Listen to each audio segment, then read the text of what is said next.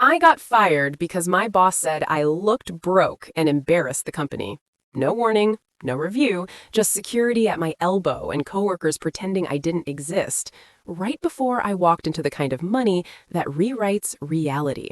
If you like stories where power flips hard and karma doesn't knock, it kicks, subscribe now. You don't want to miss how this ends. I didn't cry when it happened. That's the part people don't believe. I just stood there in the glass-walled conference room, my badge already deactivated, listening to a man in a $4,000 suit explain that I wasn't a culture fit. Not because I was bad at my job, my numbers were the best on the floor, but because I didn't look successful enough. Optics matter, Maya, he said, folding his hands like a therapist. Clients need to feel confidence, wealth. You don't project that. Translation, my thrift store blazer, my scuffed flats, my refusal to play Instagram rich made him uncomfortable. So I was out. No severance, no thank you, just a cardboard box and an escort like I'd stolen something. What they didn't know, what he didn't know, was that I'd already been living broke on purpose for 3 years, and the timing of their little ego trip couldn't have been worse. Because the very next morning, my phone rang at 6:12 a.m., and by noon, I legally owned more money than every executive who voted me out combined. Let me rewind. I worked at Halcyon Capital, a boutique investment firm obsessed with appearances.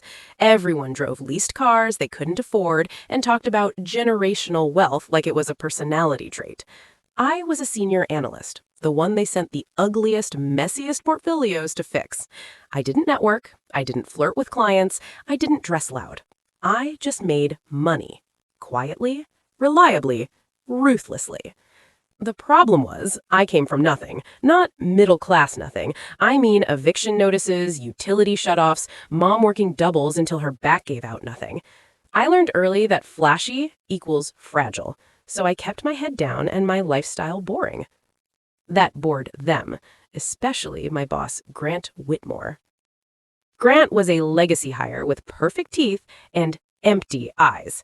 He loved telling stories about his dad's yacht and asking interns what private school they went to. He also hadn't closed a deal himself in over 5 years. But he looked rich. So when Halcyon decided to rebrand, Grant needed a scapegoat to prove he was tightening standards. That scapegoat was me. The firing itself was petty. He commented on my shoes, asked why I didn't upgrade my image, said clients had asked if I was support staff. I asked him if clients had asked why their returns beat projections 3 quarters in a row. He didn't answer. Instead, HR slid over the termination papers like a dirty napkin.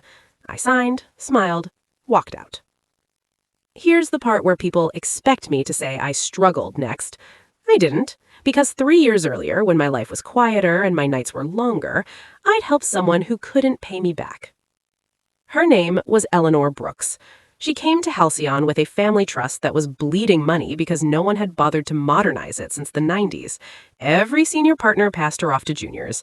I was the only one who actually listened. I rewrote her entire investment strategy, cleaned out dead assets, took risks no one else would touch, turned a decaying trust into a monster. When she asked how she could repay me, I told her the truth. I don't need money right now, but I'd like equity someday, in something real. She laughed. Then she remembered. Eleanor passed away quietly last year. No press, no drama. What she left behind wasn't quiet. At 6:12 a.m. the morning after I got fired, I received a call from a New York number I almost ignored. It was her attorney. She'd amended her will, left me 18% controlling interest in a private holding company that owned logistics infrastructure, renewable energy assets, and, this is the kicker, a pre-IPO stake in a biotech firm about to explode. Conservative valuation, $1.2 billion. My cut, after legal structuring, just over $1 billion. Net.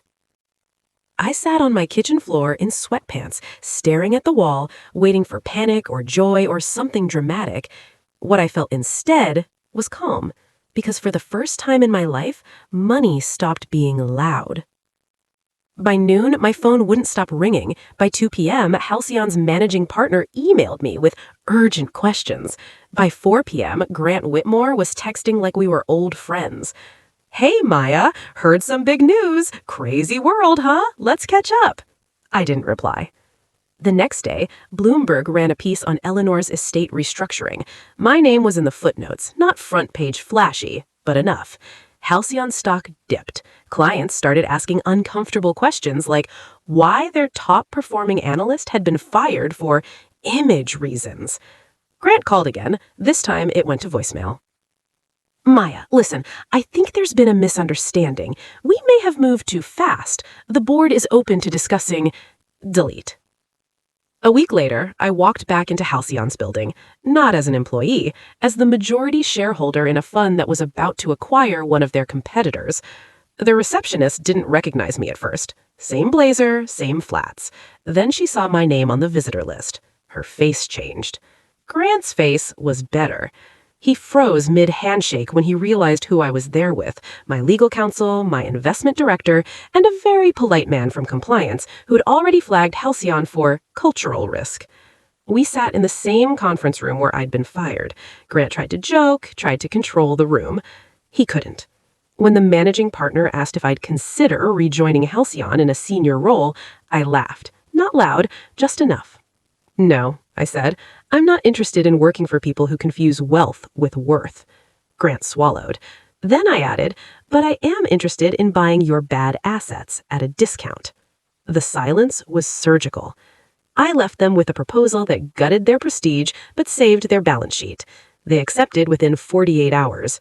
Grant was let go quietly a month later. No escort, no box, just reputation damage and a LinkedIn post about new chapters. As for me, I didn't buy a yacht, I didn't post a watch selfie, I didn't upgrade my shoes. I funded scholarships for analysts who looked like I used to. I built a firm where results mattered more than aesthetics. I hired people who'd been underestimated and paid them like it. And sometimes, when I'm feeling petty, I walk past Halcyon's building in the same old blazer. Because being too poor was never the problem. Being underestimated was. And that mistake cost them everything.